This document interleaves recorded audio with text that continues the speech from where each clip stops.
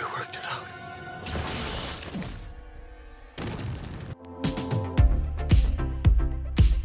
I love Marvel movies, and most of all, I love deleted scenes from Marvel movies because they give us an idea of what could have been in the MCU. For instance, a couple of new Avengers Infinity War deleted scenes have been posted online that would have drastically changed how we think of Bruce Banner and the Hulk. I'd say it's gone from worst case scenario to, well, I don't know if it's best case, but at least it feels very, very manageable. Now originally, Banner was going to transform into Hulk during his fight with Cull Obsidian at the climax of Infinity War.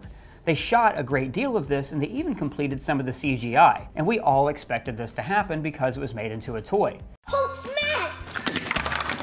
And Hulk was teased in this shot at the end of the first Infinity War trailer. So then we all went to the movies and no Hulk. Let me explain why.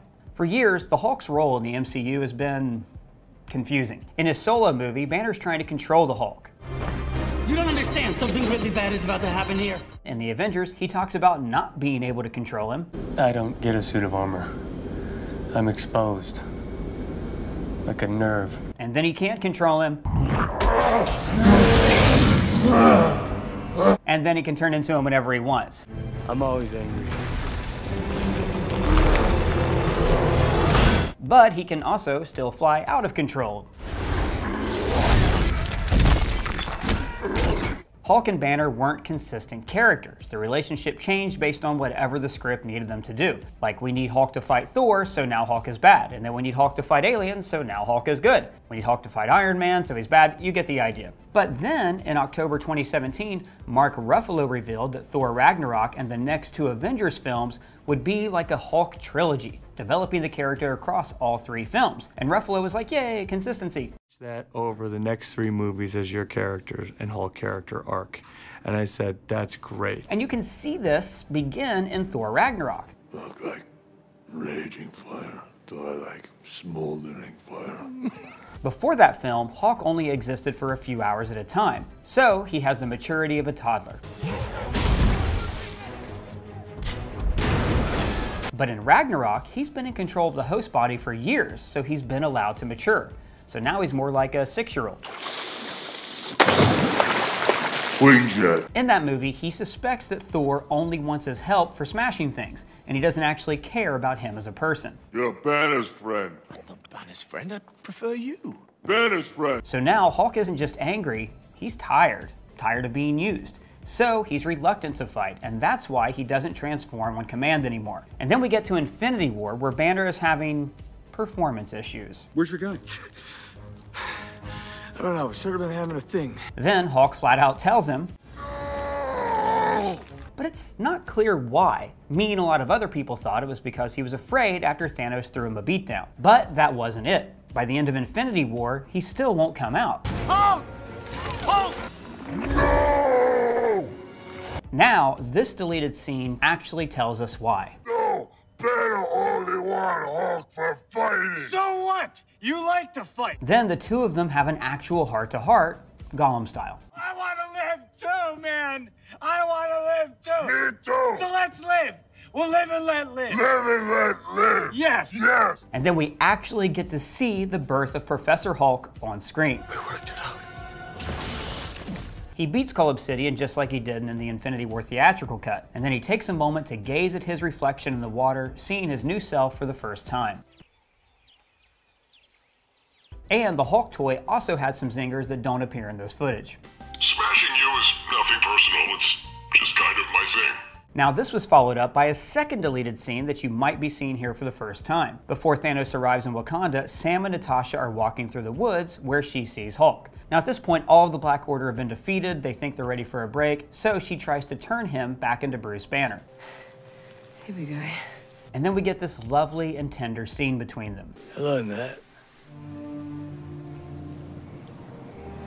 Bruce.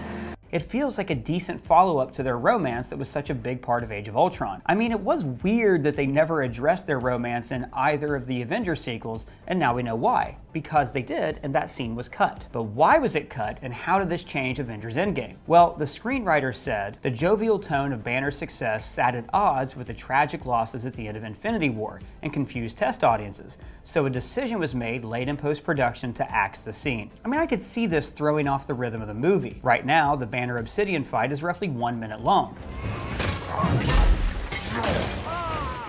With the Smart Hulk transformation, it would be 2 minutes long. We worked it out. Then we'd cut to the battle with Thanos on Titan, where they lose the Time Stone. And then back to Wakanda, where Thor fights spaceships, and it looks like the team is winning. In the theatrical release, the next scene was Wanda speaking to Vision and sensing the arrival of Thanos. He's here. But this scene between Banner and Nat would have come before this. How are we doing out there? We're doing okay. It would have been a high point just before their ultimate defeat. And when Thanos is about to arrive, Cap says, "Everyone on my position. We have incoming." Which would have led into the final charge we see in the trailer, which makes me wonder what Thanos was originally going to do with all of these Wakandan soldiers. Now, by the time the filmmakers realized they wanted to cut this scene, they'd already filmed Avengers Endgame. Originally, Professor Hulk was introduced saving kids from a burning building in the deleted scene that was released in theaters. Now, this is a good scene, but it's not a good introduction to Smart Hulk unless we've seen him somewhere before. So, in reshoots, they added the restaurant scene, which is pretty great. Hulk out! Bruce. And I love the MCU, but I've always thought this grand narrative underserved Bruce Banner's story. His own solo movie basically copied the 70s TV show, and he was recast, and he was never given his own film again, mostly because of complicated rights issues. Instead, the MCU gave us loose outlines of Hulk's stories from the comics without actually telling these stories on the big screen. In Planet Hulk, he becomes a gladiator who liberates the planet from tyranny, but in Ragnarok, he's a gladiator who's more like Thor's sidekick. We must prevent Ragnarok. Ragnarok. In the comics, it was a big deal when Hulk's three personalities, Green Hawk, Grey Hawk, and Banner, combined into one character. There could have easily been one movie devoted just to this, but instead we were left with this nagging question of why doesn't the Hulk want to fight anymore? Merging Banner's mind with the Hulk's body is the character's biggest moment in the MCU, and it happens off screen. Put the brains and the brawn together. And now look at me. And now it seems like Bruce Banner's journey has ended. He's not going to get a solo movie. He'll probably be a mentor figure to his cousin Jennifer in the She-Hulk series, but mostly his time has passed. And it's a shame too, because Banner's story was just getting good. But what do you guys think? Should they have kept the Professor Hulk transformation in Infinity War? Let me know in the comments below. And if it's your first time here, please subscribe. For Screen Crush, I'm Ryan Airy.